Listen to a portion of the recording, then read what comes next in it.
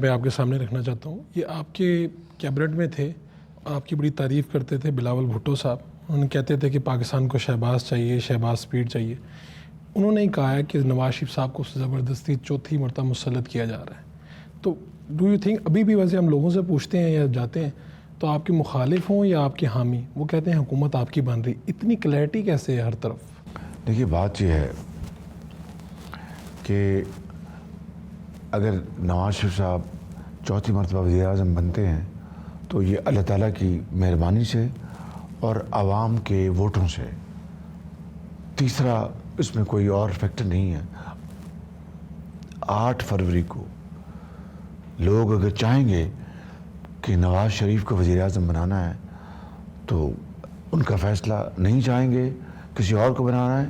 عوام چاہیں گے تو ہم اس پر آمنا صدقنا کہیں گے. اس لیے یہ بات اگر تیسری مرتبہ جب وزیر اعظم بنے نواز شریف عوام کے ووٹوں سے، اس وقت بھی یہ ایک تاریخ رقم ہوئی.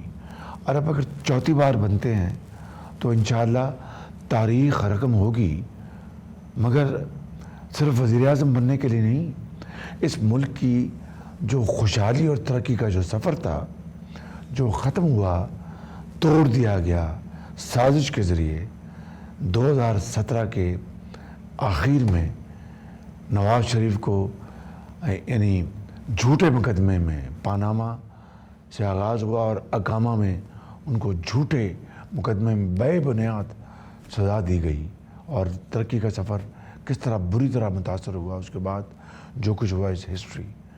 اگر نواز شریف دوبارہ بنتے ہیں وزیر اعظم تو اس سفر کو دوبارہ یہاں سے آغاز کرنا ہوگا، شروع کرنا ہوگا، جو کہ 7 سال 6 سال رکا رہا اور ملک کی معاش کی، ملک کی ترقی کی، خوشحالی کی بربادی ہو گئی.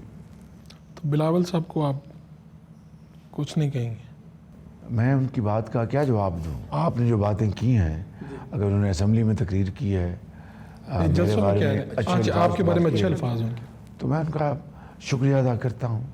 لیکن اب جو وہ گفتگو فرما رہے ہیں، ہر ایک کو اپنی اپنی گفتگو کرنے کا، اپنا بات کرنے کا حق ہے.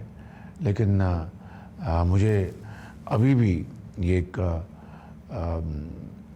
خوش فہمی کہہ لیں، یقین آواز سے کہہ لیں کہ ہم اس الیکشن کے میدان میں ایک دوسرے کے بارے میں جو بھی کہیں وہ ایک دائرے میں رہ کے کریں، تہذیب کے، تاکہ کل کو ہم نے ملنا ہے ہم ایک دوسرے سے کم مل سکیں. جو ہم نے میثاق جمہوریت کیا تھا اسی کو ہم ریوائیو کر لیں، اسی کی پاسداری کر لیں.